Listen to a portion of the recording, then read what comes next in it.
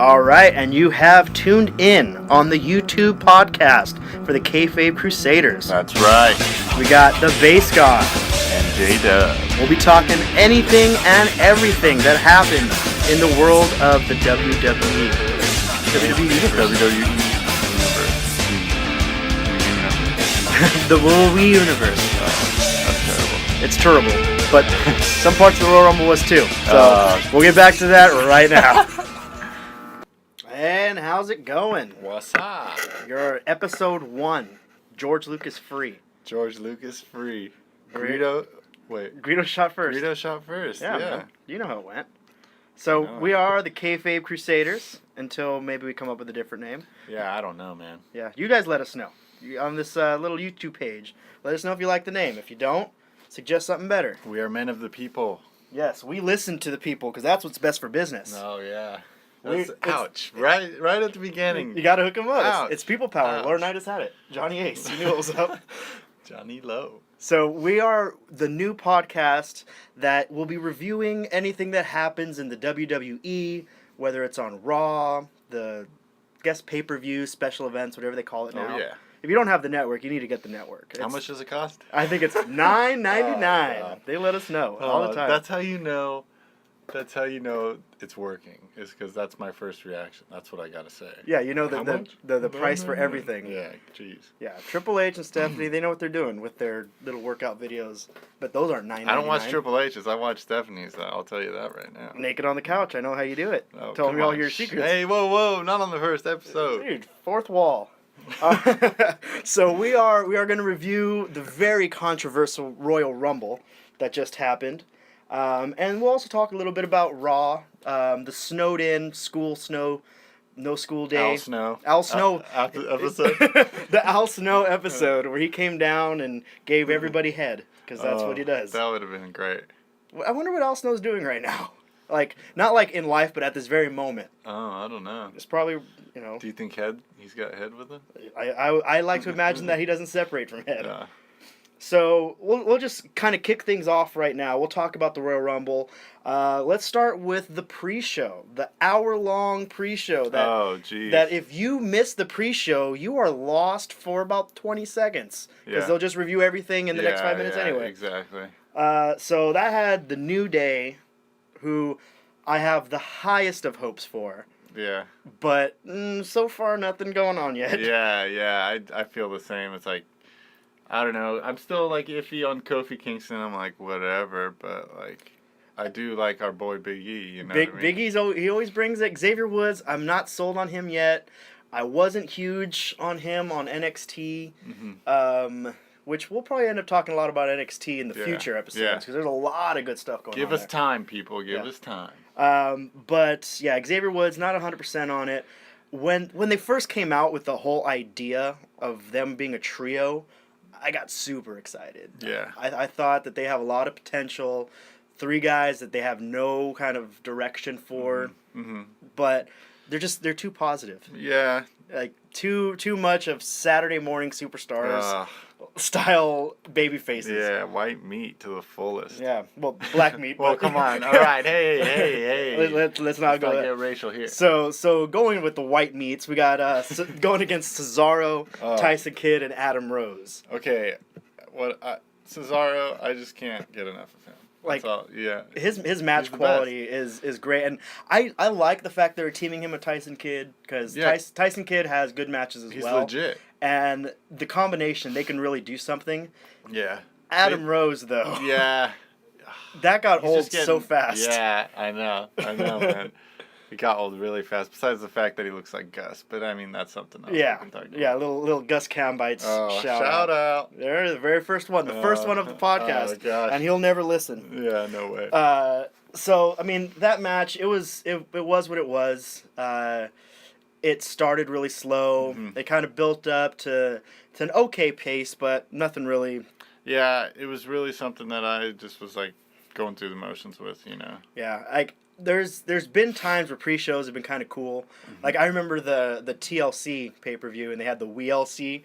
Oh, yeah. With Hornswoggle and Torito, and it was fun. All you got to say is Hornswoggle, and I'm all about it, you know what I mean? So, I mean, the fact that he was an entrance number 30 in the Royal Rumble was robbed. I know. So then let's just move on to the actual show. All right. New Age Outlaws. Oh, our boys. They came out, opened the show against the Ascension. NXT. Trying to help the Ascension get a little push, throwing couple veterans at them. Yeah. See what they could do. I mean, this what match. What did you think? Spill it. I wasn't too big on the match. Like, when it started, that nostalgia factor of like, awesome, New Age Outlaws. Oh, you didn't know? Yeah, even though we saw them a year ago, they haven't been gone that long, but it's always nice to see them in the ring. Right. And then once the match kind of started, okay, now I'm over it. Mm-hmm. The whole it was like, it was done before. I don't know. It was just another one going through the motions. It was like I thought it was solid, but it was something that if I were to enjoy it, I'd have to be there watching it. It didn't really translate on TV. That's something that I thought of. Because we did actually, you remember when we saw Ascension at when we went to WrestleMania at what was it at the Access? Yeah, at the Fan Access at the NXT ring. Yeah, we saw them, and I thought it was awesome. They were like brutal. They were like doing some moves that it was great. I thought people were getting hurt. It really talks to a good tag team, not two singles wrestlers that are being pushed together, but an actual tag team that have tag team moves together. Right. Like the 3D from the Dudley Boys. The greatest. Yeah, and, Legion of Doom. The Rockers had awesome double team moves. Right. That's what makes a really cool tag team. Yeah. The Ascension has that. They had really nice matches in NXT. They just destroyed everybody there. But once they came up to the big leagues, the gimmick was changed. I don't know what it was. Yeah. It just, I don't know. McMahon... They're saying that Vince McMahon is kind of sabotaging some of the NXT guys. I don't buy into that. I think that's a little too much conspiracy. Yeah. Why would he wants a great product. Yeah. Why would he sabotage something that could turn into something great, Yeah. Why would he do that? I mean, I just think they started the Ascension on the wrong foot, coming out and just their heel tag team, JBL heel announcer.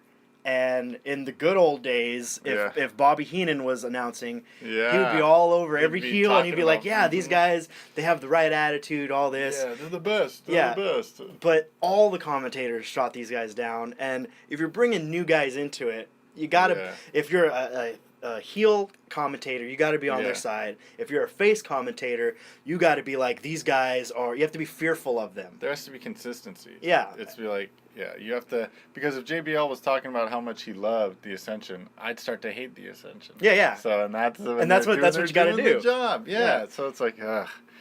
I don't know. But, I mean, it's really early. It was their first their first pay-per-view match. The first time they're not really wrestling jobbers, which they they brought them in with. Right.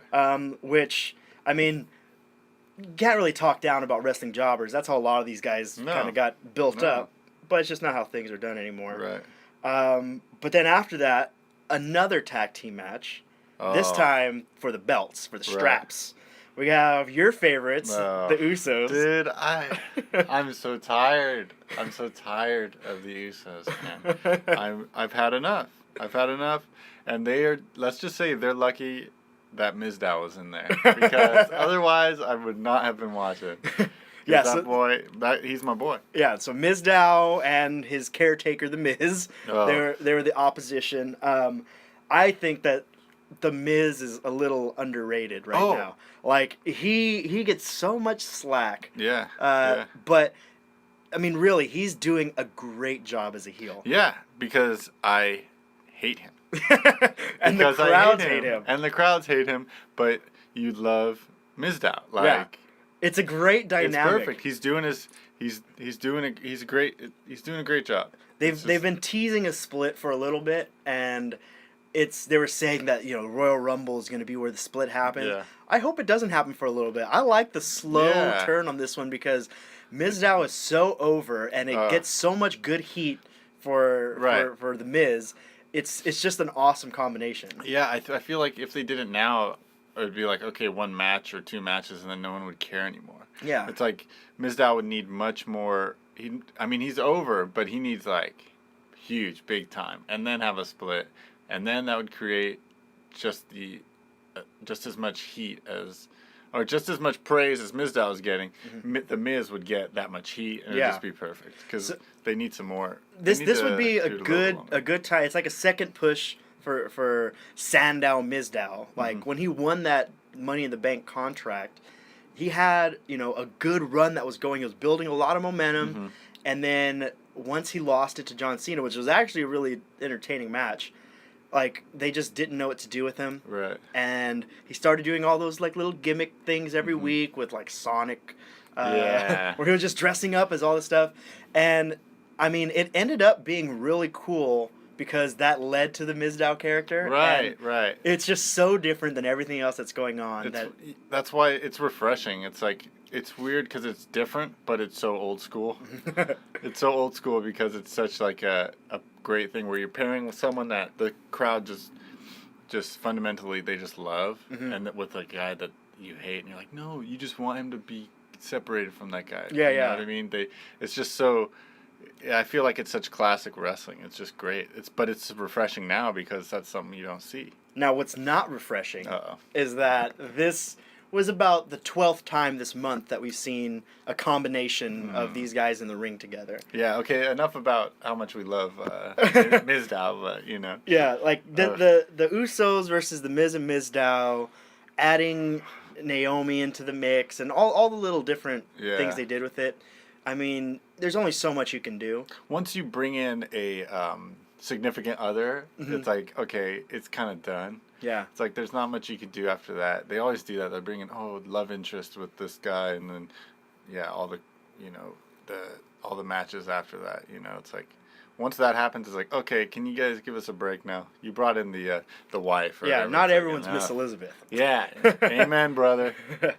But the match itself, I mean, I thought it was a good match. I liked it. The Miz got great heat with the Philly crowd. Oh yeah. They just want to hate him. Yeah. And he delivers with that. He's doing his job, man. He's doing his job. There was an awesome false finish where the Mizdow came in and just saved the match. Like. Oh yeah. It was. That was great. Yeah. That was great. The finish overall was good. I think that of the dozen matches that they've had, this is one of the better ones. So I thought this would have been a better match to start the show rather than the Outlaws and the Ascension. Because Outlaws and Ascension kind of didn't set the tone of excitement. Right. I think that would have been better suited for like the pre-show. Yeah. Move that down a little bit. Yeah. But I thought it was a good match. And then after that. Wait! I got one more thing to say about that. Go ahead. So, I don't know if you caught this, but there was like I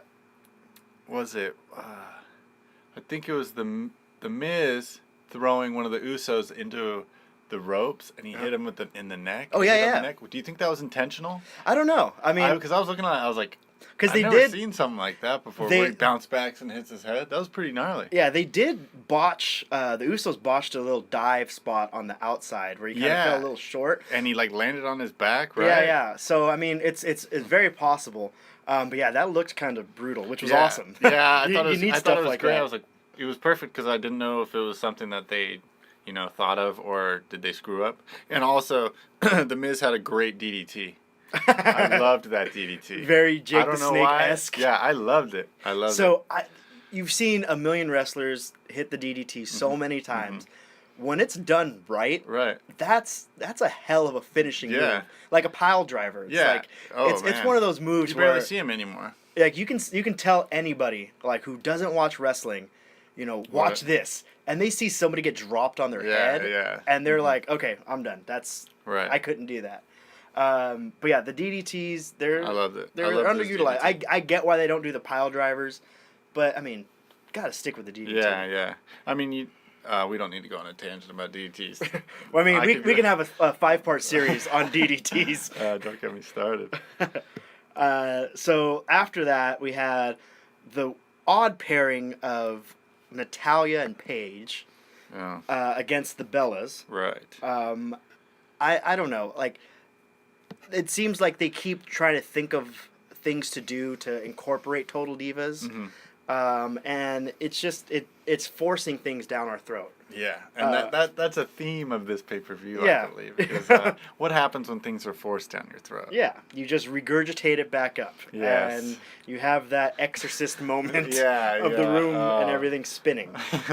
Oh, man. Yeah, I don't know, I just thought, I think Natalia is, like, great wrestler. Oh, yeah. She's got the pedigree, she's comes from that line of, she's from the Hearts Dungeon, you know what I mean? She's paid her dues. She's legit. A journeyman of she's the not ring. Someone who, like... She's not a model getting into wrestling. Yeah, right. And same with Paige. I think Paige is legit too, She has that lineage as well. I'd rather see those two fight each other than, So I will say tag this. Team match. With the Bellas. Nikki Bella didn't look bad. I think... Since like the last time I really paid attention to them, because it's been a while, I mean they've improved for sure. Yeah, like I think that Brie, she's still straggling a little bit, but Nikki had some moments of brilliance, and that was the thing with this match. I think that there was because they gave him a lot of time to work. It wasn't like one of those 3-minute Raw matches where it's like it takes longer to get to the ring than to be in the ring, but they gave him enough time. They gave him opportunity to shine. And there was parts where they did, and there was just an equal amount of parts where they dropped the ball. Right. So like this match really had a lot of a roller coaster going on. Yeah. I mean, it wasn't anything like it wasn't one of those where you're just like disgusted by it and just like, why are we watching this? Yeah. But it wasn't like something that I'd be like, oh right, now they're getting it. Like there's awesome fundamentals. Like Brie was in the ring and Natalia and Paige did an awesome double suplex where they held her straight up in the air. That was great. That was an awesome like spot. Like a brainbuster kind of thing. Yeah, that you don't see so much with divas wrestling. Yeah, no way. And that was an awesome spot. But then you have like poor things like Natalia tagged Paige. Oh, and Paige was on the outside, like she didn't know that she got tagged. It was really awkward. Yeah, and a little sloppy, and then the ref has to like, you're illegal, by the way. Mess. Yeah. Yeah, definitely. But I mean, there's ups and downs. I'm just happy they gave him a good amount of time, but that's just because there wasn't a lot of mid card depth on this pay-per-view. Yeah, the fact that that's kind of like the mid card, it's kind of like, that's kind of scary. And another thing that's kind of weird about this pay-per-view that wasn't talked a lot about, there's no singles matches. Yeah. That's like, it's so odd that there's no singles matches on a pay-per-view. You're right. Does that mean they don't have enough people to like do singles matches? We're like, oh no. I mean, they might have up until Justin Gabriel quit that weekend. Yeah. Justin Gabriel, our boy, first guy we met at WrestleMania. That's right. But yeah, I mean, that's something it's scary. You think about the top guys of Cena, Lesnar, Rollins is getting into that mix. Yeah, he's definitely. Ambrose is very over, but he's still mid-card. Yeah. Dolph Ziggler's still mid-card. He's not main event. I know. There's a big disparity. Should he be? Yes. Yeah, of course. Well, I mean, not even just him. It's just, I mean, like Cesaro. Cesaro, I mean, you can tell from the fan reaction, like, this dude should be higher than the pre-show or whatever. Yeah, exactly. It's like, oh man. It was a year ago that he had a hot run. Yeah. With Jack Swagger, broke apart, won the Andre the Giant Memorial Battle Royal, came out with Paul Heyman the next night. Like he had a ton of momentum, and it didn't go through. But I have a problem with the mid card with the fact that they're not using the Intercontinental Championship as the stepping stone. Oh yeah. Like that's totally different tangent, but the fact that back in our day, the golden age. The golden age. Like you had back when Raw was Raw. well, you had like Shawn Michaels before he was champion. He was Intercontinental Champion. Bret Hart. Oh, they all were, man. All the greats. That was how you proved it. The Rock, Stone Cold. You look at the feud of The Rock and Stone Cold. Yeah. They battled for the WWF belt. Oh, They battled. They went for the Intercontinental title. Some of their best stuff was when he threw the Intercontinental title in the river. Where was that? What river was that? What was that? It could have been the pond at Broken Skull Ranch with the alligators for all we know. But like they went through those battles, and like Seth Rollins, who, you know, we'll talk more about in a little bit, like, he kind of fast-tracked, he skipped over that, you know? Well, there's a lot of people skipping over that. Yeah, and it's and it's not yielding the best results. Yeah, you know? and then they say, you know, there's a lot wasted with the Intercontinental title. There's not a lot of meaning behind it, and it's because you're not putting it on your top guys. Yeah. You're not putting it on these rising stars. Like, Well, just because you're hot right now doesn't mean, like, okay, we're gonna put you in the main event, like Ryback. You know, when John Cena got hurt, like, you put them with the Intercontinental belt, and you see how they act as a champion. Right. That's the thing. Not yeah, we'll give him a year, and hopefully he pans out. Yeah. You know what I mean? It's like, no, you give him the belt, give him something to work with. You know what I mean? Like, don't just ride the fan. I don't know, the getting hot. You know, don't just ride the cheers, because I mean that changes real quick, as we can talk about. And we'll talk about right after this. So, with championships, we have the WWE World Heavyweight Championship match. Oh, what a match! So if for nothing else of investing basically 4 hours when you add in the pre-show, 4.5 hours if you add in the post-show, it's really beginning to be like playoff football, where it's an all-day event. Yep. This was well worth the time. Oh yeah, if this was I mean, it'd be worth it for sure. Yeah. I mean, there was only one way that match could have been better. Do you know what I'm gonna say? I think I do. Well, there's only one way it would have been better, is if it was a triple threat between Stone Cold Steve Austin, the Ringmaster, and Stunning Steve Austin, baby. That's the only time it would be better. That's it. Yeah, we have our fanboy of Stone Cold here. I don't know, man. What can I say? Attitude era, bro. Yeah. So we had Brock Lesnar defending his title for, what was this, the third time since he's been champion? That doesn't bother me, really. Against John Cena, the people, you know, the people's champion. Oh, God, yeah. And Seth Rollins. Seth Rollins, my champion. There we go. So I was rooting for him, that's for sure. As soon as Cena comes out, Philly lets him have it. Okay. As everybody knows it's going to happen. It was going to happen, and he did too. And he was like, okay, go ahead, get it out of your system. And the interesting thing to me, and this is something that I love about Seth Rollins, he came out to just as many boos as John Cena. And I love that because he's doing his job so well that hardcore fans are still booing him. Like, when CM Punk turned heel and he was having his run against The Undertaker, he was still getting cheers. Like, people just wanted to like him so much. With Seth Rollins, people want to hate him. Yeah. And he's perfect at that role. He puts on the quality matches, great on the mic, and he can just get the people to hate him. I love it because, well, he's like in the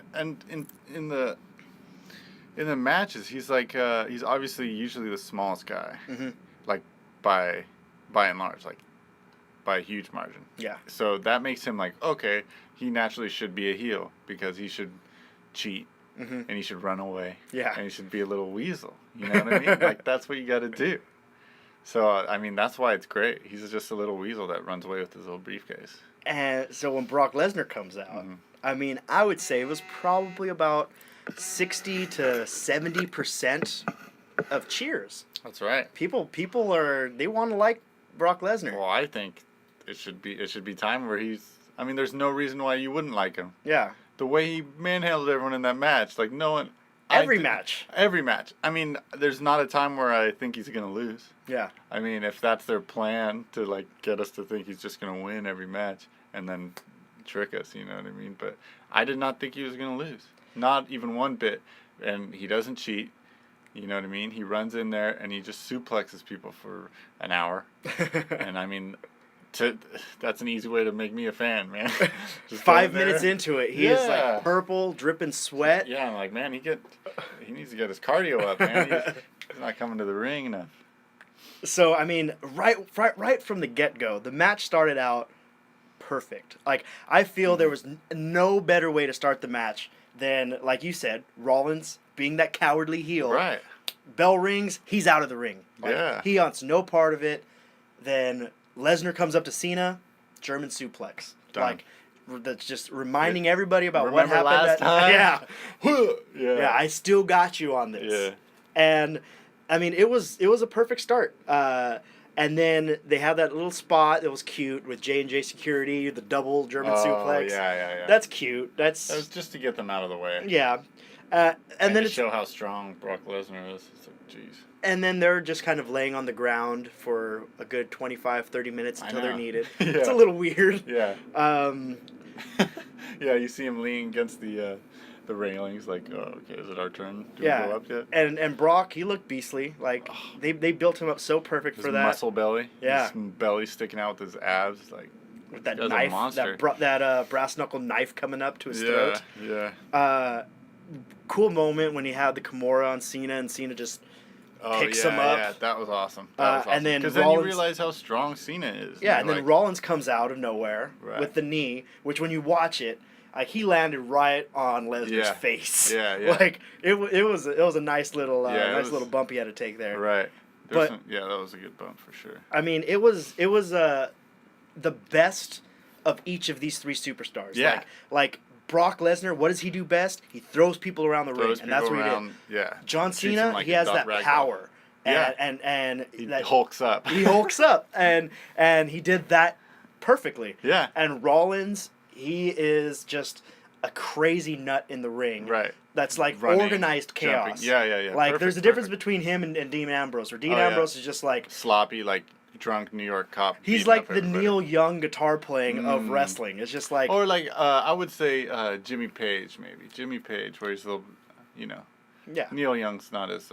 He's pretty sloppy Joe. Well, yeah, no, I'm not denying the slop. I'm denying the little cool factor. Maybe I just have a thing against Neil Young. Yeah, let's talk about that later. No, let's talk about that now. What's your problem with the Crazy Horse? No, I mean, this is not a music podcast. We'll talk about it on our music podcast. Coming soon.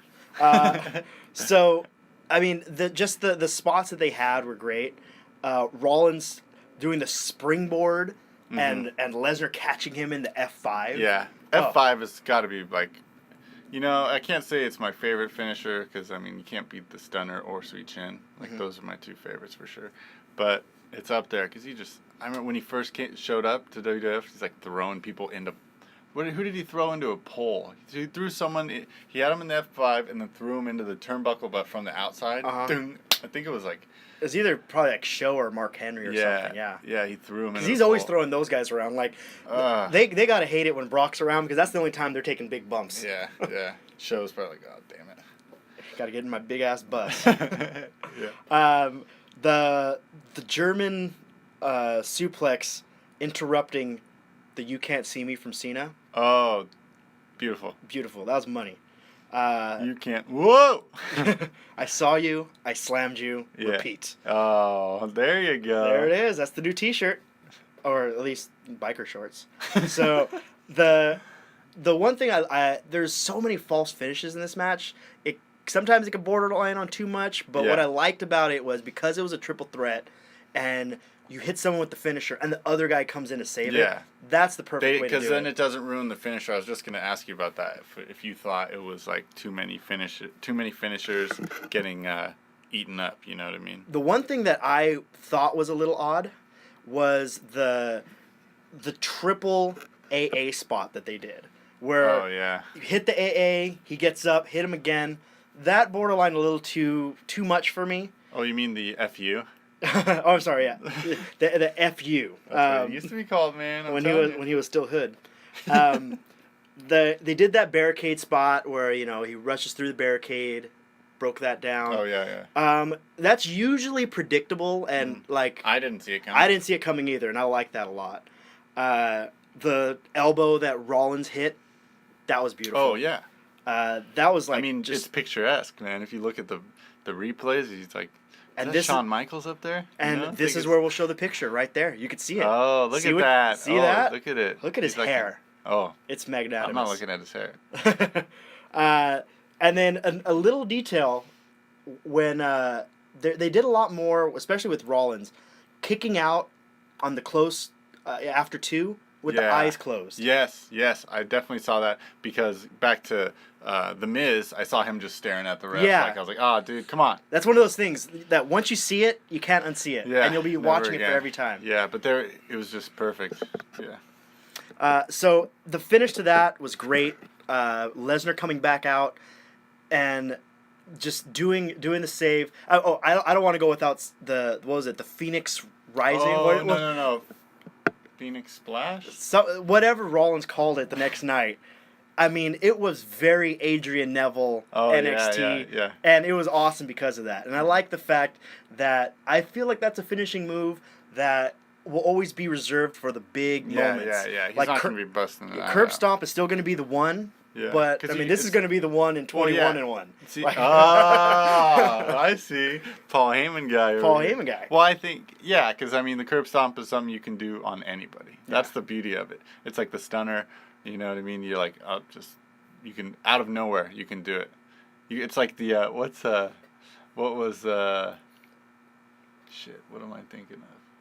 The, Billy Gunn's, what's his called? Oh, the Famouser? Famouser. Because he would bust that out of nowhere. He'd be like, whoa, there it is. That's the best one, the RKOs and things like that. All right, so then there's the Royal Rumble match. So before we get to that, we're going to do a little station identification. Oh, what do we have, sponsors now or something? No, it is out of pocket. We are very poor. Oh, I couldn't tell by the garage. By the lovely studio. Oh, beautiful. So we'll be right back with the Royal Rumble review. And we are back. All right, it's time. All right, the moment that everyone's been waiting for, the Royal Rumble. Dude. When you were telling me you could not wait to talk about this, I was like, oh, it's going to be so good. I can't wait. I love how optimistic you were. Oh, dude, I was so optimistic. Because the match, the triple threat match was so good. I was like, oh, if that's not even on his mind, then, oh, man, this must be great. So going into the Rumble, who did you like how did you think that it was going to go down? Like, kind of the back end stuff, you know, the different internet wrestling community. Yeah, honestly, I did think it was going to be Roman Reigns. Spoiler alert, all right. I did think it was.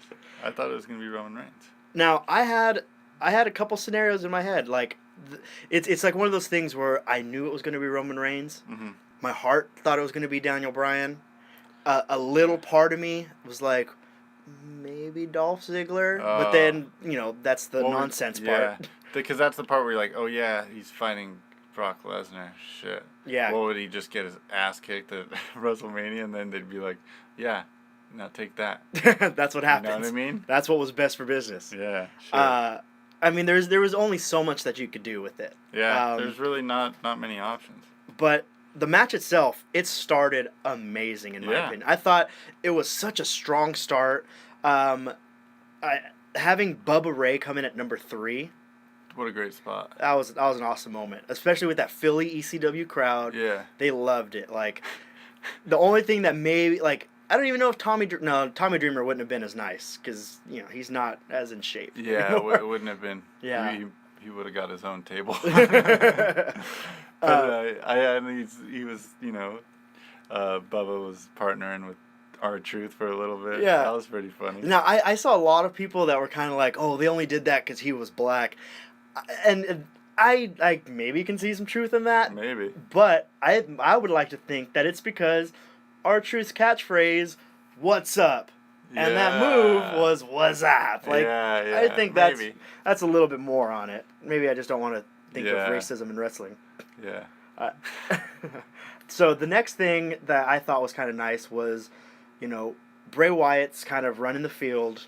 He's showing that he's strong. Yeah, giving him some clout. And Harper comes out, and that was a little confusing to me, man. Like, what was up with that? Like, I thought it started out as a nice moment. Mm-hmm. Like, they're still heels, and there's that history there. They never really spoke much about, after the split happened. Yeah, because they were still buddies. Yeah, so that was a nice moment, and then Rowan comes out, and it's like, okay, cool. You get all the Wyatt family back in the ring together.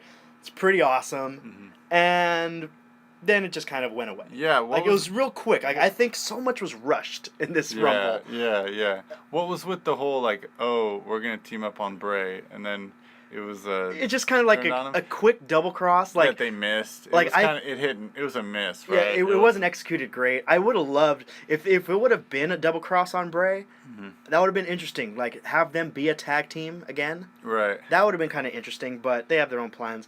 Yeah. Number 6, the Boogeyman coming out, and the Boogeyman facing off with Bray. See, that was short, but that was okay. I was okay with that being short because you have the moment like once it's over, it's like, what are they gonna have a spectacular match after that? Exactly. Like you see what happens. That's cute. Yeah. Now on to the next thing. Yeah, it's funny because I was watching the network with my girlfriend, and there was a spot that came up with the Boogeyman. This is before we watched Rumble, and I was like, and my girlfriend was just like, "Oh, that is gross. Oh, that is gross," and she was just freaking out, and I was like, "I forgot about that guy." Yeah. And then the next day, I watched the Rumble, and it's like, "Oh, there he is." And he fit perfectly into it. Yeah. And they're like freaking each other out, you know. And you are one of the few wrestling fans with a girlfriend, so congratulations. All right, I win. Yeah, you win to be on a really crappy podcast. Oh, don't say that. Well, we'll see. The time will tell on this Roman Reigns kind of reign of a podcast. Hey, wait, listen. At least we're not getting booed, you know what I mean? Oh, yeah, there we go. At least our town loves us. Yeah, right. Well, they can at least stand us. So, I also love... I mean, for me, going into the Rumble, I felt like Rusev was going to be the workhorse of the Rumble. Mm-hmm. And he kind of was. Yeah, he had moments. But Bray did a little bit more, and I loved when, after he had 4 straight eliminations, coming out and cutting a promo. Yeah. I thought that was beautiful. Because that's what he does better than anybody else. Right, yeah. And to do that during the Rumble, that was pretty sweet. Mm-hmm. And then Zack Ryder comes out. He got a nice little pop. People haven't seen him for a little bit. Woo, he was hurt, right? Yeah, that's what he said. I mean, that's why he didn't win. Woo, woo, woo. He would have won if he was healthy. Right. And he would be going against Brock Lesnar, and he'd take that title. That's what I'm saying. And then at number 10, everybody's hero, Daniel Bryan. Oh, yes. Yes. And it was right after Bray had 5 eliminations. Mm-hmm. They needed something because Bray was just running the table, and they needed something to disrupt that. That's when they brought Daniel Bryan in. Yeah, because who else was going to go in and do that? I felt like maybe it could have been, like Ambrose or some of that line. A little bit more relevant because they just came off that little that spat. would make more sense, I think. But I mean, it's fine. Well, not more sense. I don't know. Yeah, but I mean, when does it ever make sense? Never. It doesn't have to make sense. And then 11, Fandango. Really bad pop for him. Whatever. Yeah, no one really cared. But something that no one really cared about, which I did, was nice airplane spin from Daniel Bryan. Yeah. Old school wrestling. Old school, man. I love that. I was hoping he'd just toss him out. I know. But then you remember that he's like 4'12". Yeah. And he's not really going to toss anybody out that way. He can jump, though. He's a goat. I mean, him and Tyson Kidd having a confrontation in the Rumble, that was great. Like, you won't really get to see that sort of combination anywhere else. But I mean, they could put on probably one hell of a match. Oh yeah, just that little time they had in the Rumble. That's like a house show match. That would be fucking awesome. Yeah, everybody would want to see that. Number 14, another little mystery. Your boy, your favorite. That's right. Mr. DDP Yoga. That's right, ain't your mama's yoga. Okay, this ain't your mama's yoga, brother. It wasn't your mama's Rumble either. I know, man. I feel like I love Bubba. But he got the biggest pop easily out of the Rumble. And I'm like, man, what about DDP, man? Bubba deserved the pop and everything, but man. Don't be little Bubba on this one. But I get what you're saying. But I'm just DDP, saying it you wanted a little bit more. A little bit more. Come on, Philly. Come on. If anyone, Philly should have, they should have gave him some love. Maybe they're tired of all the podcasts talking about DDP yoga. I know. That's who we need to get to sponsor this one. Oh, DDP, I will do any kind of yoga. I'll do my mama's yoga, whatever it takes. I will take those before and after pictures. Oh. And put that on there. Are you going to have crutches too, like the dude? Oh, that's what I should do. Just like heal up an injury. Yeah. And just be like, I would have lost even more weight if it wasn't for this ankle. Oh, yeah. And then there's that nice moment, Bray Wyatt and Rusev. Showdown. Oh. The two monsters. That was good. Yeah. It was interrupted right before it really got interesting. There was a time before that when did Bray headbutt him or something, and then it was gone, and then they double teamed. They were on the team again, and it was something like that. I was like, wait, it was maybe they just missed it. You know what I mean? They were like, oh, now's not the time. Now that I have given you the gift of the network. Yes. You can go back and... I pay for it myself. Oh, $9.99, come on. Who wouldn't put that deal on there? I can afford that. I ain't that broke. Yeah. Don't be fooled by the sound quality of this podcast. Yeah, we're in my mansion right now. Yeah, a McMansion. Ooh, McMansion. If you watch those old Rumbles, and you see, like, they start off a heel and a baby face. Right. And then number 3 comes out a heel, and they double team the baby face. And then another baby face comes in. It's like, it's not so much every man for himself. It's like heels versus baby faces. Right. And for anybody out there who doesn't know, heels are bad guys. Oh man, baby faces are good. I mean, why are you listening if you're not a wrestling fan? Yeah, come on, turn it off. I mean, thanks mom for listening. Yeah. Thanks for your support. That's one more view on this YouTube. My girlfriend's not going to listen to this, I'll tell you that. I don't blame her. Me neither, man. I'm tired of listening to you myself. I know, she's got to deal with me all the time. But, I mean, that's how it used to be. So, they kind of went to that, like, hey, we're both heels. Why are we fighting? Right. Why are we fussing and a feud? Why are you mad at me? Let's get up on these. But that's great when you see, like, faces. because you don't see that. That's not going to happen in regular programming. You know, you're not going to see 2 huge heels going against each other because they're usually on the same team. The Authority. Yes. I mean, hey, it's best for business, man. Oh, Learn it and love it. And then this is where the match hits its B-side. Oh, no. Is this where the B with a capital B? Yeah. Man.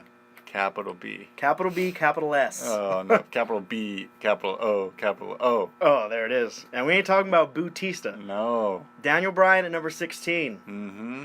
So let's frame this again. He came in at number 10. Right. He was eliminated right before 16 comes out. Dude, he should have been in till the end. But do you think they would have booed even more? That's a thing. They would have been even more upset because instead of stretching out their boos for the last half hour, they stretched out their boos for the last half hour instead of having it all once Daniel Bryan. Oh, it would have been total college football, rushing the ring. It would have been Hogan turning heel, toilet paper in the ring, and beer bottles. Why don't we get that anymore? Like, just throwing crap into the ring. Like, you don't got to be vicious about it. You don't got to throw. All the kids are in the front row, you know. You don't got to throw the D batteries at Jericho. Oh, don't bring that up. But just like paper. Yeah, something. Beer. It's all. Well, beer's more expensive now. Yeah, that's why it's. Yeah. And it just wasn't. It doesn't give us that reaction. But I mean, my take on this is, if they didn't want Daniel Bryan to win this match, they shouldn't have brought Daniel Bryan back by the Royal Rumble. Yeah. They didn't need him there. Right. It would have. I feel it would have been better if he wouldn't have even been advertised. If he didn't come back yet at all. And you know, this upcoming Raw, maybe this is where he comes back. Right. You know, the road to WrestleMania started. I want in on this. People would have loved it. Yeah. And the eventual winner wouldn't have had to eat so much crap. That's true, man. That might have eaten a lot of booze up. You know, that might have. Because if Daniel Bryan's not in it, who do we want to win? Right. Like, we want Ziggler, but they wouldn't have. It wouldn't have been as passionate. They wouldn't have had that much of a fuss about it. Because Ziggler still has a little ways to go in his story, not in his talent, but in his story. Right. With Roman Reigns, who eventually we're gonna get to as the winner, like, you know, how quickly things change. Let's get through the rest of this, and then we'll kind of revisit that. So everybody's booing. Mm-hmm. It's just painful. Isn't Big E still in it at this point? I think I remember him being in there. I'm like, man, everyone's booing. He may be. And it was just like Big E and then the last remaining people or something like that. And this is about when there was a little bit of a Stardust Goldust tease of a split. That started again. That started to get the crowd back a little bit. I mean, I love Cody Rhodes. I don't like Stardust. I don't like Stardust either. Yeah, Goldust is more than enough for me, and sometimes that's a little much. Yeah. But unless he's like doing the freaky stuff like he used to, that shit was funny. Yeah, I mean, we like it freaky. Bring back Booker T. That was a classic feud, man. Classic feud. I mean, he looks like he can still get in there, man. He can get in there, especially against Goldust. He can do it. I mean, as long as he's on the DDP Yoga. Oh, that's what I'm saying. Yeah. If Booker T was on DDP Yoga, I'd put my money on Booker T to beat Brock Lesnar at WrestleMania. Hell yeah. I mean, stranger things have happened. That's true. David Arquette. Don't. Let's have a... Okay. Moment of silence for David Arquette. And we're back. All right. So then we have the Kofi moment. That every Royal Rumble has a Kofi moment.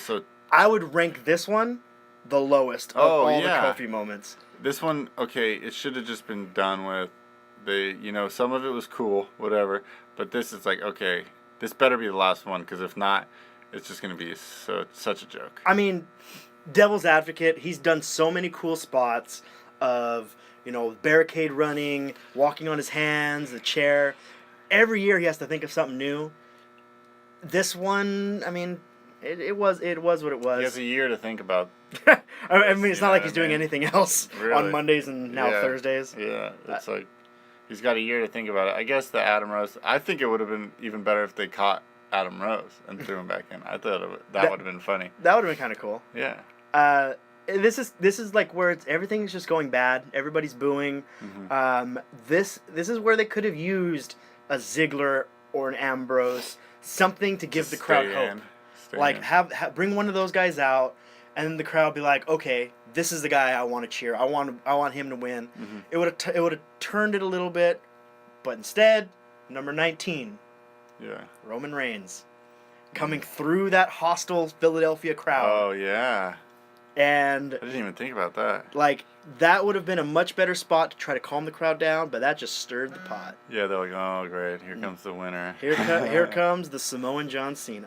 Oh, no, don't say that. I mean, that's what they're booking him as right now. That's true. But, I mean, I think, as much as everyone boos John Cena, the dude can put on a show. I mean, as we saw in that triple threat match. I understand people booing him because they're tired of the character, and that's enough. But that dude has it all. If anyone should be the face, it's him. It's true. No one else has grabbed that brass ring. I know. And then after more boos for Roman Reigns, 21, your boy, my boy, makes his return back, Mizdow. Oh yeah. Oh. That brought the spirits up of the crowd a little bit. Yeah, I brought my spirits up. Yeah, like, did anybody expect him to win? No. Doesn't matter. People wanted something to cheer for. That's right. And that's a big thing with this Royal Rumble is just give us something to cheer for. Give us something to get excited about. Yeah. Don't give us Daniel Bryan in at 10, gone before 16. Yeah, that's pretty bad. Don't give us Bubba Ray at 3 and then he's gone. He's gone within like 4 minutes. That'd be sweet if Bubba Ray came in like the last one to come in. So, I mean, it calmed the crowd down a little bit. But not enough. Something that's kind of surprising to me was number 23 was Ryback. Mm-hmm. And he came out to almost no response. There wasn't a lot of cheers, wasn't a lot of boos, just very apathetic. People didn't care about Ryback. I mean, it was the same reaction they got from me sitting on my couch. Oh, Ryback. Oh, no, my reaction was, that dude can't even fit a shirt on. You texted me that when you were watching it. Yeah. What does he tie two together or something? Ties 2 shirts together. I mean, that's what he does. And then at 25, crowd got back into it. My boy, Mean Dean Ambrose. Oh, yeah. He came out. And Ziggler was the last guy in. He got just about the same kind of pop as Ambrose. But, again, you have people loving Ambrose, loving Ziggler, loving Daniel Bryan. They're all eliminated so quickly. Yeah, it was pretty bad. It's like, Vince McMahon just giving the finger to everybody in the crowd saying, this is what you want? Nope. Not happening today. I felt like and then pause to the end, Roman Reigns wins, Rock comes out, yada, yada, yada. By this time, if you're listening to this podcast, you're a fan, you know that part of the story. Right. I feel like I don't mind Roman Reigns really winning.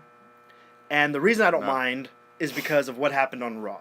Right. I feel like the storm of the century that happened on the East Coast, which we're here in sunny California. That's right, baby. We have the beautiful women. We have the beautiful women, all the money. We got all the money, baby. That's right. We got the plane jet, the jet ride and limousine riding. Oh, no. But over there, they had to cancel Raw. I think it worked to their advantage. Yeah. Because the Raw that happened, it was different. It was a change of pace. It was very CNN, Fox News without all the Republican propaganda, just the Vincent Kennedy McMahon propaganda. Yeah, exactly. No, I agree. Like, if we were recording this, like, right after the Rumble, it'd be a whole totally different story. tone. We'd be like, oh, no. I felt so bad. I felt so bad for Roman Reigns. He had that deer in the headlights look. So would I. I mean, because the last thing I remember it was us at WrestleMania, you know. Every punch that guy threw, everyone was like... Yeah, a year ago... Loving it. Like, last year's Royal Rumble, him and Batista, at the end, after he already eliminated 11 people, everybody wanted Roman Reigns to win last year. Mm-hmm. Because of what was left after Daniel Bryan's not in the match. Mm-hmm. We don't want Batista. We'll take Roman Reigns. Right. Now it's this year. Oh, cool. Here's Roman Reigns. Well, we don't want him now. Yeah, what's up with that? Yeah, it's... I think what it is the promos that is being put out, which... not his fault to some degree.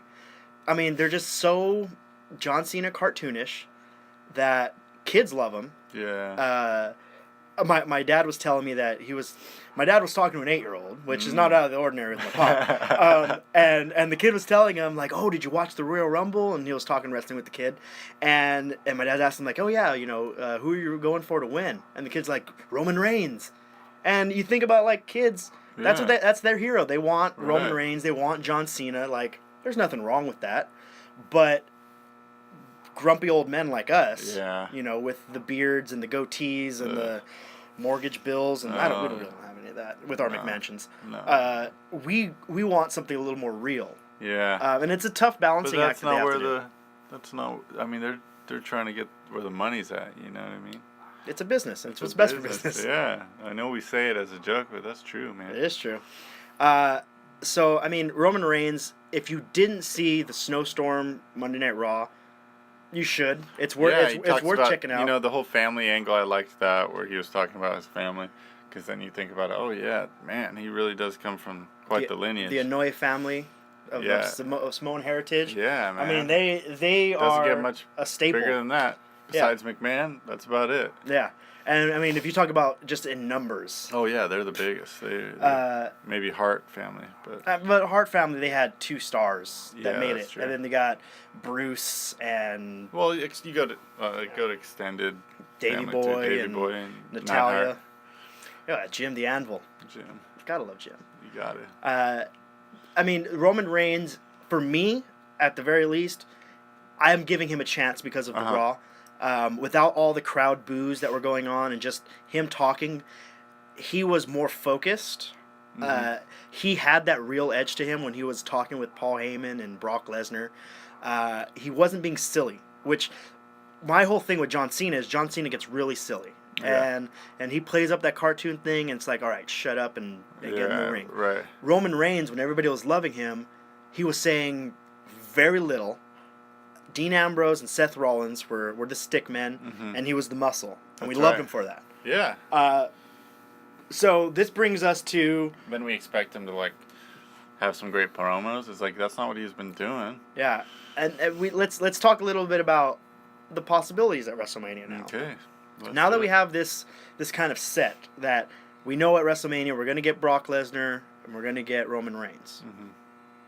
I don't think that they're going to end up doing like they did last year and stick Daniel Bryan in. They can't do that. Like, we've seen that. Why would it make sense for Daniel Bryan? He was eliminated twice. Sadly, it's done. It's done for right now. Anyway. So anybody listening out there, it's not going to happen. Daniel Bryan is not going to be in that main event. But it doesn't mean that it's going to ruin WrestleMania. No way. It just makes it a little tough. Yeah. My opinion, and this is what I kind of wanted to start talking to you about, was this is how I would book this. I would have, going into WrestleMania, you have Brock Lesnar, Roman Reigns, they have a match, and Roman Reigns, he takes out Brock Lesnar. And he gets the pinfall. 1, 2, 3... big moment. Oh, yeah. Big moment. Guess what? And you know where I'm going with it. Got that. And then Money in the Bank. And Brock Lesnar is irate. Oh. And he just beats the living hell out of Roman Reigns. Oh, I like that. And he just goes to town on him. And that's Brock Lesnar's exit. Is just that's what we're going to remember him as he leaves the WWE. Yeah. Because he's probably not going to sign. Yeah, I don't think he is. I think he wants to go back to UFC. Yeah, either that or just chill with Sable. Oh, I'd choose that. There we go. And then after Roman Reigns has been beaten to hell, he's laying in the ring. You hear that guitar chug. Yeah. And here comes Seth Rollins. March into the with ring. His rubber T-shirt coming out. Yeah. With his two stooges next to him. Cashes in. Perfect. That's the end of WrestleMania. Seth Rollins with his hand in the air holding the belt. That's a great idea. And then you have the feud between Rollins and Reigns, which it writes itself with the Shield past. That is such a yeah. So and then this is how I would turn it. Mm-hmm. I would extend this story into SummerSlam. Mm-hmm. And at SummerSlam, triple threat for the belt. Oh. All 3 Shield members. Oh. And at that point, if you want to put the strap on Roman, any of those guys, I'm fine with it. Yeah, but you tell that story. What a great match that would be. It would be fun. It would be an awesome match. 3 different styles.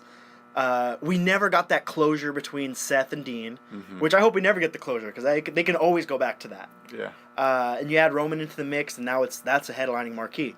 But that's going way in the future. Yeah. Other ways you can do it is everybody wants to love Brock. They got a big cheer in Philly. You turn Brock face. Yeah, that's what I was thinking. I was thinking that exact same thing. Not really with the. I thought that was going to happen. I was hoping that would happen at Rumble, where, they have the triple threat match, and then everyone just beats each other to hell. Brock wins, and then Seth cashes in Money in the Bank, or maybe like hits him in the head, or does something, curb stomps him with it, cashes it in.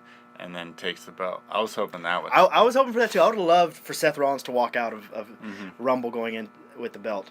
But if they turn Brock Lesnar face, and they have, just like they did when it was Brock and the Big Show, almost a decade ago, and Paul Heyman turned on Brock and joined with the Big Show, kind of revisit something like that, turning on Brock since Brock's leaving anyway, and align himself with Roman Reigns.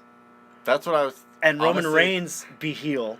Yeah. Because people already are booing him. Yeah. If they want to go with that. I was thinking that too because I feel like I feel like it's easier to be a heel like that when people are obviously already booing you. You can just be, you can be truthful and just be like, start yelling at the fans. That's what Batista did last year. What's the first thing you want to do when they're all booing you? You just tell them to fuck off. You know what I mean? Exactly. But I would love that. Like, have the double turn. And when we were watching this Raw and Paul Heyman reaches his hand out to shake Roman Reigns' hand, I was like, oh, maybe this is a little precursor to them plant the doing seed. Business. And I would love to believe that they need to keep Paul Heyman around. Yeah. He's too valuable at this point for when Brock leaves. Now what? Now what are you going to do with Paul Heyman? CM Punk's not there anymore. He's not coming back anytime soon. What else are you going to do with Mr. ECW, Paulie Dangerously? Right. Put him with somebody who needs someone, just like Brock did, needs someone to talk for him for a little bit. Yeah. During the Fallout show with The Rock and Roman, Rock did all the talking. Roman was kind of just like little brother.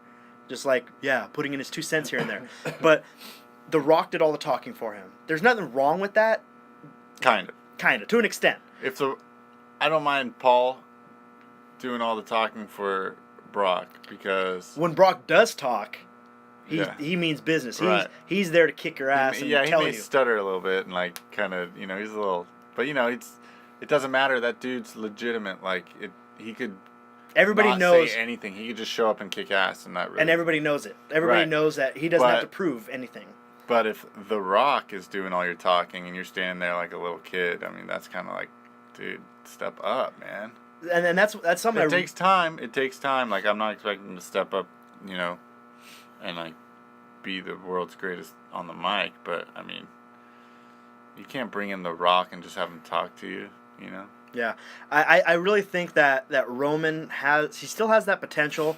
Him getting injured and being out for a few months really hurt his growth. I was starting to think that because of that they weren't going to have him win the Rumble. But I mean, it is what it is. Should have just did promos the whole time he was hurt. Yeah, pull the Steve Austin, man. Yeah. Like you gotta hone your craft. I mean, he did do acting classes when he was gone, but like, be there, like be around. That's what I'm. And absorb the business because he's still, he came in with Dean and Seth, who had been wrestling for years. Yeah, and didn't they show him like what's up? Like he learned from them a lot. Yeah, so it's like keep that learning going. He made a lot of stride within 2 years, but is he the guy? I mean, he's gonna end up being the guy. Yeah. There's no real going away from that. Yeah. I really respected the promo that he did on Raw, because it was one of those things like pulling the curtain back of all people are saying. Yeah, acknowledging what everyone's saying online and all this. Yeah, I did do this. Or yeah, maybe I'm not that great at this. Or this and this. But every time that happens, I just did my job. I went into the ring and I did my job. I fought, blah, blah, blah, Yeah, I mean, and that's the best way to go about it. I mean, you can't ignore what's going on. Especially after that Rumble, you cannot ignore that. Exactly. But you might as well just acknowledge it and use it in the storyline. Like that's what I love about Vince McMahon, is that he can turn lemons, and not the rosebud lemons, real lemons that mean something, and turn it into lemonade. Right. And he did it with the Montreal Screwjob, created the McMahon character. That was the greatest like manipulation of all time. He's done it time and time again, and doing it with this, I think, is a smart way to go. And just using it as fuel of I maybe I'm not ready. Maybe you think I'm not ready, but I'm gonna go out there and I'm gonna try. Yeah, I'm gonna go out there and do it. And I respect that. And I think, honestly, a lot of the fans after this are gonna be singing a different tune. Because I mean, do you think there's absolutely no chance Brock is signing again? Let's take a quick break. All right. And we'll talk about that right now. All right. And you are tuned into the Kayfabe Crusaders. Make sure to hit that subscribe button and stay up to date with everything Base God and J-Dub. All right. So the question was asked. The elephant in the room, is Brock Lesnar sticking around? I'm still saying with no. It's kind of scary that we're now 2 months before WrestleMania and there's still no definite answer. I mean, I would like to think that he would stick around because he's having great matches. He's the type of guy who, when put in the ring with the right guy, he can put on a phenomenal match. Like we just saw that with Seth and Cena. Like he's had really good matches against Triple H. He's had some not so good ones. But for the most part, he dominates. He looks good. Can he have a good match with Roman Reigns? That's going to be tough. Yeah. I mean, Roman has the youth to go. He has that cardio in him. I think if they were to have a good match, it'd be kind of like the Cena Brock match where Brock just kicks his ass, but they'd have Roman just keep barely crawling back. See, this is where I think this match could use an exemption from the PG era, because if Roman can get color in this match and just get bloody and then just get tossed around like a and he's just getting his ass kicked, bloody mess, and he just keeps going forward. Like if you think about the double turn of Bret Hart and Stone Cold. Okay, yeah. Like if Stone Cold wasn't bleeding all over his face in that sharpshooter, would it have meant as much? I don't think so. It's hard to get people to root against Bret. Yeah, I mean, just seeing that. You think about the average person, because WrestleMania, you'll have people. It's kind of like Easter for Christians. People that don't go to church all the time, they'll go to church on Easter. Right. People that don't watch wrestling all the time, they'll watch WrestleMania. And it's universal. You can see it. Oh, that guy's bleeding. Like you get that instant sympathy of what's happening with this guy. Can he come back from it? He got color during Rumble. Yeah, I know. I saw that. He had that Joker. Why so serious going on. But stuff like that, I think, could really help the match, because I don't think that they're going to be able to put on a 35-minute blockbuster match. No. I don't think so. If they can do 20 minutes of just brutality, I think that would be okay. Right. Like, they just got to go in there and just, I think it should be a no-holds-barred match where they can just do whatever and bring in the chairs, tables, smash through the barricades, like, just make it a melee. That's the last thing I would want to do is get into a ring with Brock Lesnar when he can pick up those steel steps, you know what I mean? Remember when he came back and he was beating on the Big Show with the steel chair? He broke the steel chair on the Big Show. The Big Show is cussing on TV because he is legitimately getting hurt from Brock Lesnar. Right. Because Brock is just like that big, dumb dog playing with a little kitten who doesn't know his own strength. Knocks him around. And to turn the Big Show into a little kitten, that's saying something. Oh, yeah. But, I mean, when he threw down the TV at Rumble, I just probably jumped 3 feet in my couch. I was like, whoa, hey, oh, damn, man. Yeah, Brock Lesnar, I mean, that's the kind of stuff that he brings to the WWE. Like, if they could re-sign him, it would be huge.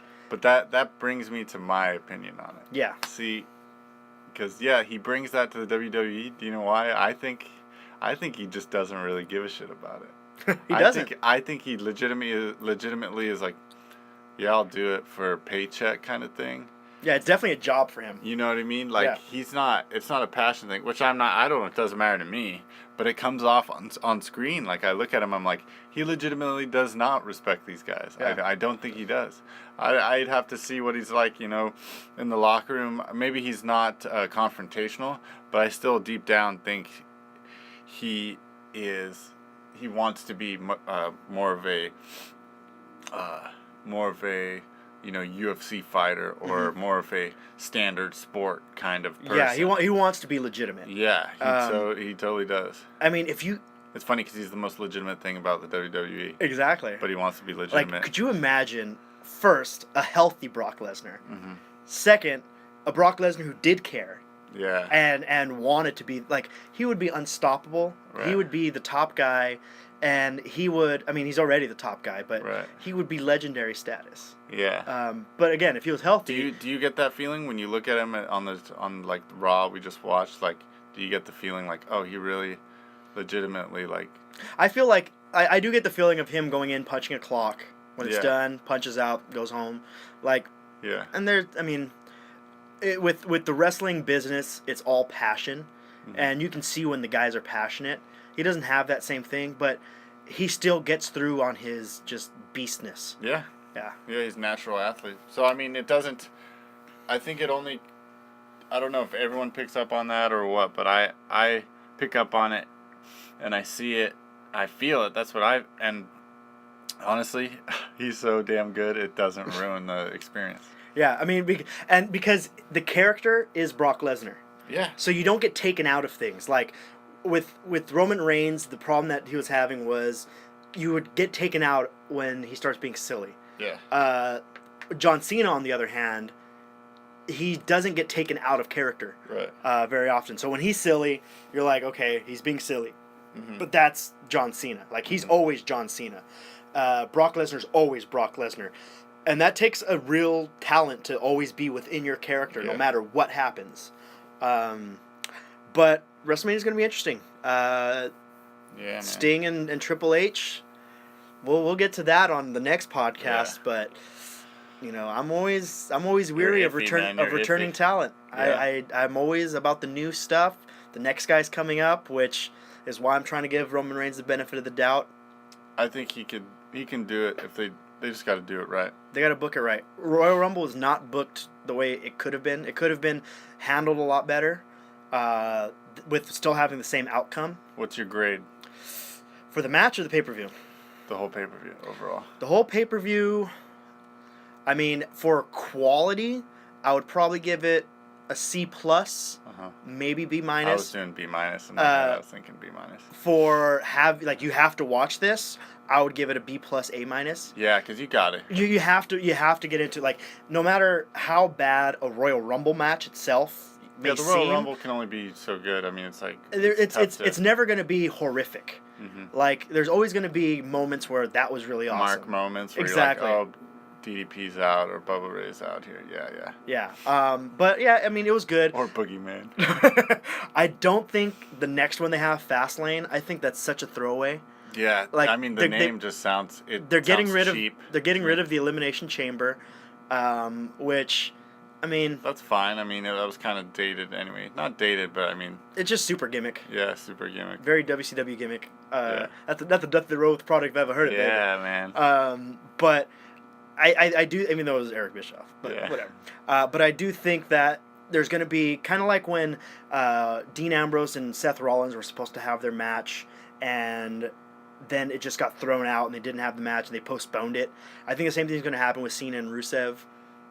They're just going to have whatever go down where it doesn't actually happen, and they'll have the actual match at WrestleMania.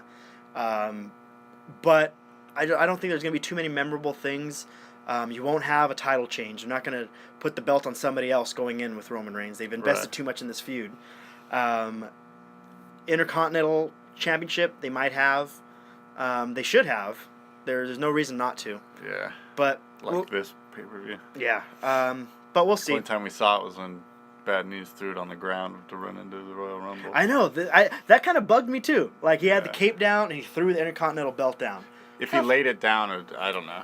Maybe we're getting a little too... a little nitpicky. A little marky mark right now. Yeah, it's getting a little funky over here. Yeah. Come on. But we'll leave you with that. Hope you enjoyed the podcast. If you did, subscribe. Subscribe, man. Come on. Tell a friend. If you have 2 friends and you're fortunate enough, tell the other one too. Yeah. Who knows? Maybe they'll get a kick out of this. But this has been the Kayfabe Crusaders. This is Base God. And this is J-Dub. All right. We'll catch you on the flip side. And remember, it's always good to get color. Always.